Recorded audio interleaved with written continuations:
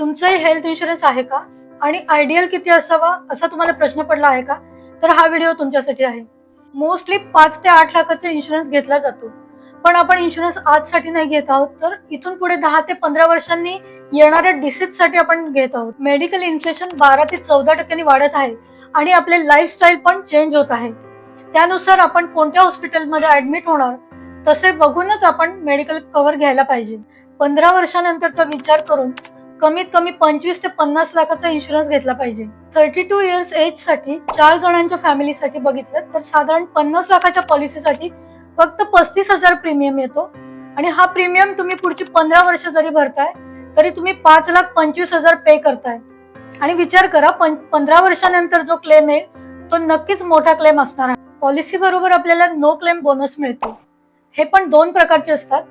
एकामध्ये जर क्लेम आला तर तुमचा बोनस कमी होऊन जातो आणि दुसरा गॅरंटेड बोनस असतो, ज्यामध्ये क्लेम आला तरी सुद्धा बोनस कमी न होता insurance policy as it is राहते. या आणि अशाच स्मार्ट टिप्ससाठी मला नक्की कॉल करा.